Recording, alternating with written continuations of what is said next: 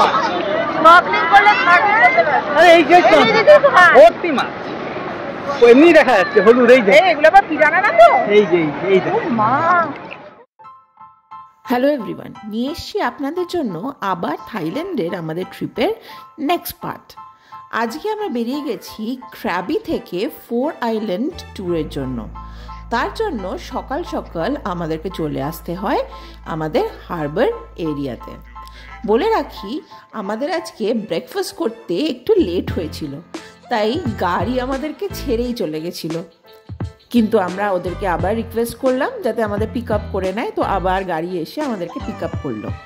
তো আগে যেরকম বলেছি, থাইল্যান্ডে কিন্তু টাইমটা ভীষণ পার্টিকুলার।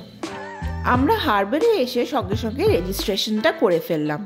আর একটা জরুরি ইনফরমেশন, ফুকেটে কিন্তু স্পিড বোটেই আমাদেরকে আইল্যান্ড ট্যুরটা করতে হয়, কিন্তু ক্র্যাবির ক্ষেত্রে কিন্তু দুটো অপশন থাকে, অর্থাৎ স্পিড বোট বা long tail boat. Long tail বোটে টাইমটা একটু বেশি লাগলেও একটা অন্য রকমের এক্সপিরিয়েন্স হয়, যেটা আমরা মিস করে গেছিলাম বিকজ আমরা দুটোতেই স্পিড বোট চড়েছিলাম। তো আপনারা চাইলে ক্র্যাবির 4 আইল্যান্ড ট্যুরটা আপনারা লং টেল বোটেও করতে পারেন।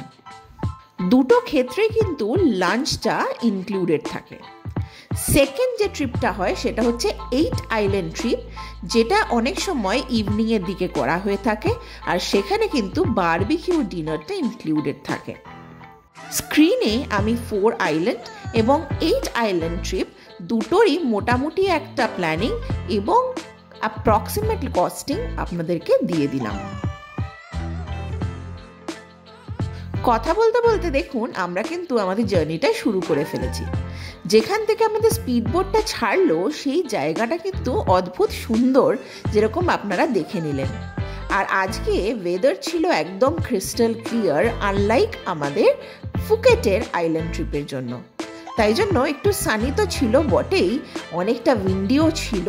আর স্কাই আর সি এর কালারটা জাস্ট দেখে নিন। এইরকম ব্লু কালারের জন্যই তো থাইল্যান্ডে আসা, ইন্ডিয়াতে এইসব পাওয়া দুষ্কর ব্যাপার। আমরা আস্তে আস্তে এগিয়ে চললাম আমাদের ফার্স্ট গন্তব্যের দিকে। আর দেখুন, এই চারিদিকে বিভিন্ন স্ট্যাক্স আর মেরিন ফিচার্সগুলো কীরকম ঘিরে ধরছে। ক্লিপসগুলো দেখুন কি অসাধারণ, ছবিতে এরকম লাগছে, সামনাসামনি দে আর হিউজ, জাইজ্যান্টিক।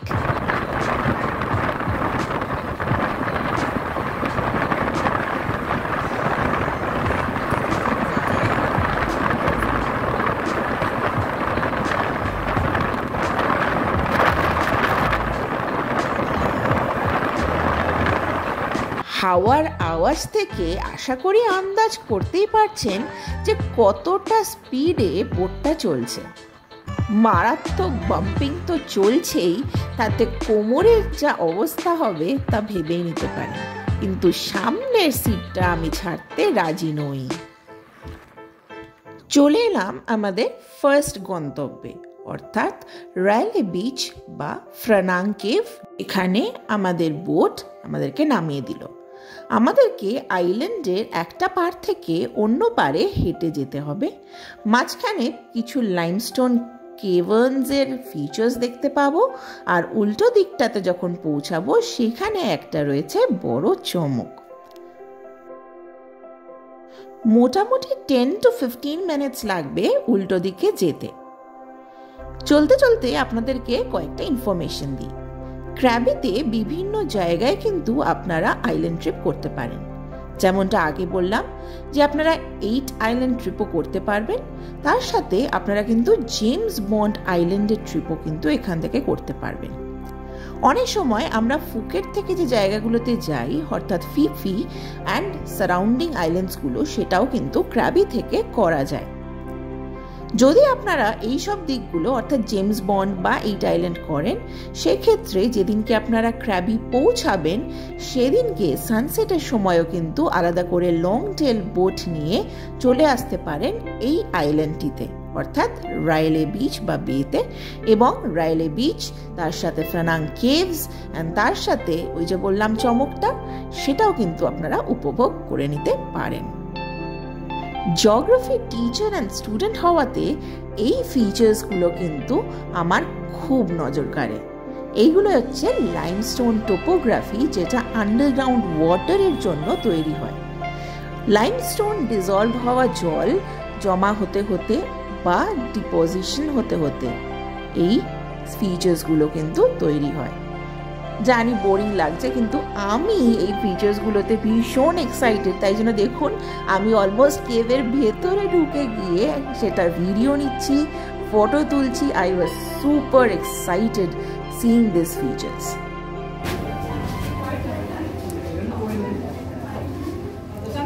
এইটা ড্রিপস্টোন, যেগুলো মনে আছে নেপালে ছোট ছোট দেখেছিলাম। এই দেখো দেখো দেখো জল পড়ছে।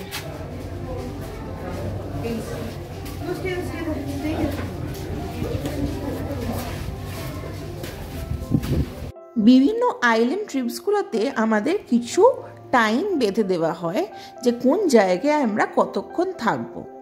যেহেতু এখানেও টাইম নির্দিষ্ট আর আমাদেরকে উল্টো দিকে গিয়ে সেখানটা এক্সপ্লোর করে আবার ব্যাক করতে হবে, তাই বেশিক্ষণ আর এখানটাতে কাটালাম না।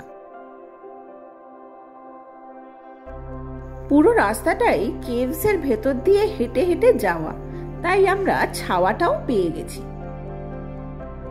আজকের ওয়েদারটা ক্লিয়ার থাকায় বেশ সানি, কিন্তু কেভসের ভেতরে বেশ ঠান্ডা অনুভূতি। এই ফিচারটা দেখুন কিরকম লাইমস্টোন যুক্ত জল জমতে জমতে তৈরি হয়েছে। বেরিয়ে পড়লাম আবার এগিয়ে চলার জন্য। আস্তে আস্তে চলে গেলাম আমরা আইল্যান্ডের উল্টো দিকটাতে।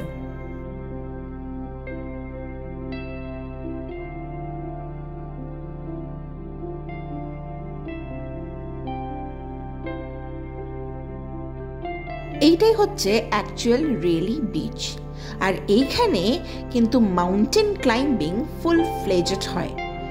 যদি আপনারা কেউ এক্সপিরিয়েন্স করতে চান, হাতে টাইম নিয়ে আলাদা করে রেলি বিচের জন্য চলে আসবেন লং টেল বোটে। সেক্ষেত্রে কিন্তু এটা 4 আইল্যান্ড ট্রিপে ইনক্লুড করা যাবে না।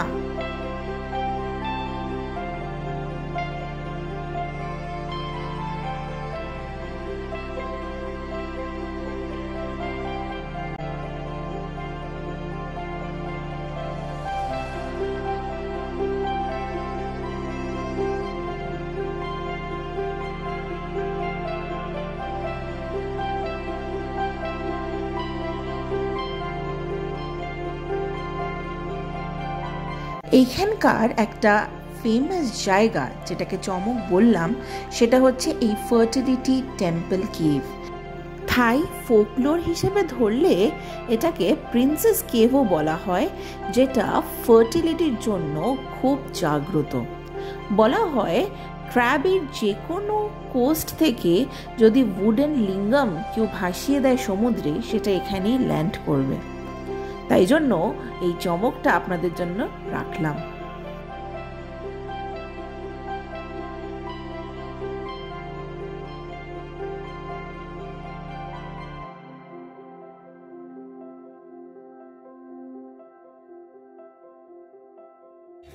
Lost or missing, the company they charge one set 1,000 baht. Please take care. Okay. Some people don't know how to swim. This way the life jacket, safety first. This way life jacket. Okay. When you're ready, you can go down. পৌঁছে গেলাম আমাদের second island, যেটা হলো chicken island. এইখানে কিন্তু কোনো beach নেই, কিন্তু অনেকেই নামে হচ্ছে স্নর্কলিং করতে। এটা স্পেশালিটি হচ্ছে চিকেনের মতন দেখতে সামনের ওই পাথরটা, যার জন্য নাম হয়েছে চিকেন আইল্যান্ড। আমাদের বন্ধুরাও কয়েকজন নেমে গেল স্নর্কলিং করতে, আর আমরাও তাদের হাতে দিয়ে দিলাম আমাদের ফোনগুলো, যাতে তারা ভেতরের অর্থাৎ সমুদ্রের তলায় যে মাছগুলো দেখা যাচ্ছে তার কিছু ছবি আপনাদের জন্য তুলে ধরতে পারে।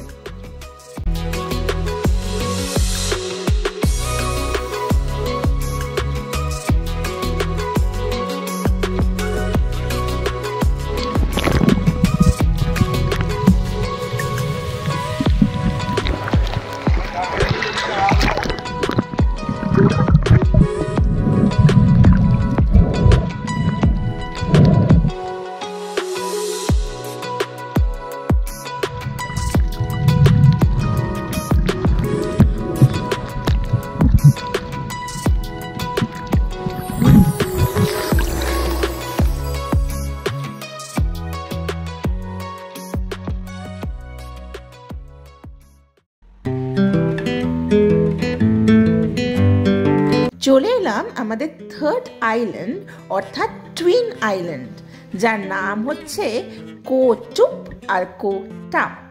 টুপ আর টাপ দুটো সিস্টার আইল্যান্ডের মাঝখানে রয়েছে একটা লম্বা স্যান্ড বার, যেটা সমুদ্রের বালি ডিপোজিট করে তৈরি হয়েছে। এই সামনের রাস্তা ধরে আপনারা কিন্তু একটা থেকে একটাতে পৌঁছেই চলে যেতে পারবেন আর হাঁটাহাঁটিও করে নিতে পারবেন।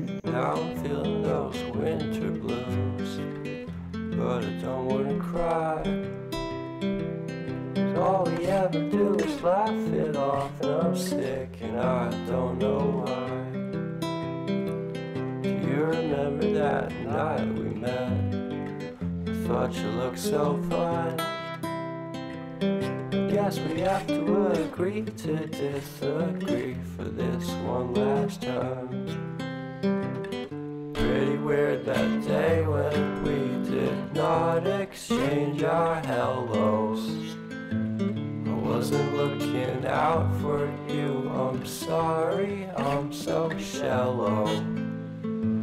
But I'm still looking forward to watching part 2 of Deathly Hallows with you.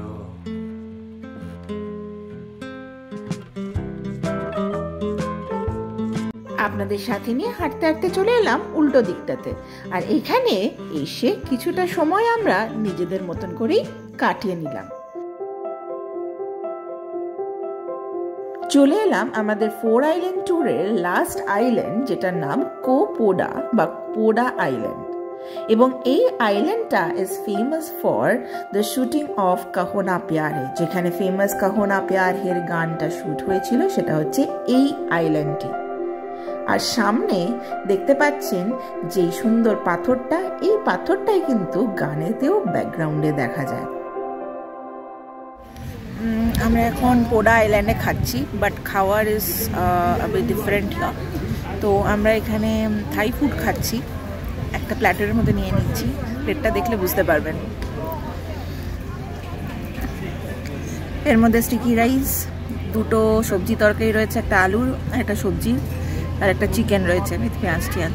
তো সব একসাথে মিলিয়ে খাওয়া হচ্ছে। মাছেরও একটা প্রিপারেশন আছে, বাট ফিশ ফ্রাই একটু মনে হলো বেশি কাটা, তো আমি প্রেফার বেশি করলাম না। Food is a bit different, বা পুরো জিনিসটাই ট্যুরটাই একটু বিট ডিফারেন্ট দেন ফুকেট। তো আই উইল সাজেস্ট কি আগে ক্র্যাবি ঘুরে তারপরে ফুকেটের বেস্ট এক্সপিরিয়েন্সটা নিন। ক্র্যাবিটা is a bit off beat, আমরা ইন্ডিয়াতে যেরকম দেখি, কিন্তু ওটাই ক্র্যাবিটা ইজ বিট অফ বিটে যেরকম হওয়ার সেরকমই। ফুকেটটা একটা সিটি, বিগার সিটি, তো ওখানে আপনারা ফেসিলিটিস অ্যান্ড সার্ভিসেস আরও বেশি আপডেটেড পাবেন। So that's it.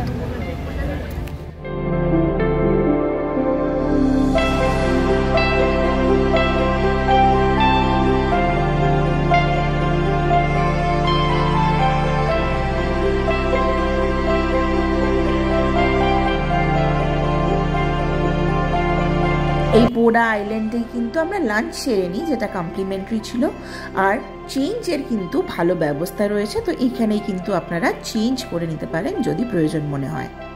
আমরাও কিন্তু ভিজে জামা কাপড় এখানেই চেঞ্জ করে নিই। পোস্ট লাঞ্চ এখানেই কিছুটা টাইম আমরা কাটিয়ে দিলাম।